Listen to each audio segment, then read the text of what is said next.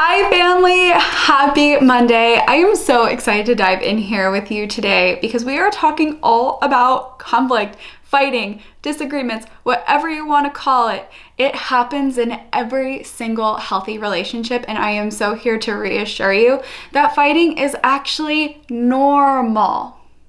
So let's get into it and unpack this shit. If you told me that you and your partner are never in conflict or you never fight, I would actually be concerned. That's because you two are both two different people with two different experiences. And even though your beliefs, values, etc. may be similar, you're still different. And especially your experiences play into how you both see things and experience things in the here and now. So it's completely normal and okay to experience conflict and disagreements in a healthy relationship for this reason. Honestly, team, what matters the most is the how. How you fight, how you disagree, and how you express conflict in your relationship. But first, I want to talk about what many of you have probably experienced conflict to be. Whether it was from your childhood or even in your past relationships, many of my clients have witnessed conflict as threats to the relationship, anger being expressed as aggression, or maybe even the other person threatening to harm themselves or other people. And honestly, this is fucking scary, right? This is really disruptive to our central nervous system and puts us in a fight or flight. And maybe you witness conflict being expressed in those ways that I just mentioned, and then moments pass and everyone acts like nothing ever happened, right? So again, whether that was your parent or whether that was a past previous partner in an unhealthy relationship that you were in, a lot of times, especially the boomer generation, they just fight, get it all out, and then they pretend like nothing ever happened. And there's no process, there's no unpacking, there's no apologizing. So of course, if you witnessed conflict being expressed in this way, again, whether it was your family or past relationship experiences, no wonder you might feel a little uncomfortable when it comes to being in conflict with your partner, to say the least. So that is a bit of why I can understand if conflict doesn't feel like a safe place for you. But I want to talk about the do's and don'ts of conflict so you can feel safe in your body and your nervous system isn't activated, so you can rewire the way you see and experience conflict.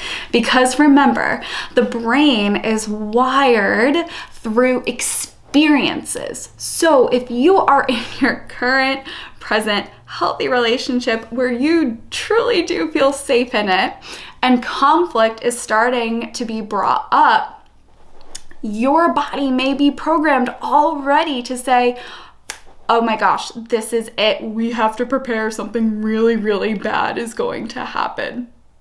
Even if you feel safe in this relationship, and even though you know it's not.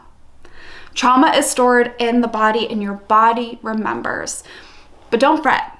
This can all be undone with awareness and with making sure that conflict feels like a safe place to express your feelings. So here are some basic don'ts when it comes to conflict to make sure it feels safe for both you and your partner. Number 1, never have a conversation when you're hungry, angry, lonely, tired, or intoxicated, especially intoxicated. I know it can be tempting because maybe when you're drunk or you're high, you feel more vulnerable. But I'm telling you, whether you're hungry, angry, lonely, tired, or intoxicated, it is never a good idea to express any disagreement or any issues in your relationship. This is because these are all your basic needs: hungry, angry, lonely, tired. And when you're intoxicated, you're not in the right frame of mind. So the things you want to say may not come out right. And if you're on the receiving end, you may not receive it properly because, well, you're fucking hungry. So truly be mindful of your body, how you're feeling, and meet all your basic needs first. Number 2, never have a conversation about any issues in your relationship over text. Make sure they are all in person when you are together. And if you're in a long distance relationship, make sure it is over FaceTime. This is really important because things can get lost in translation over text. You can't hear tone of voice, you can't hold out your hand to reassure each other, or you can't see facial expression if you're over FaceTime. So it's easy to take things in a way that maybe your partner didn't necessarily mean. So always make sure that you are having these serious conversations in person, or if you're in a long distance relationship, over FaceTime.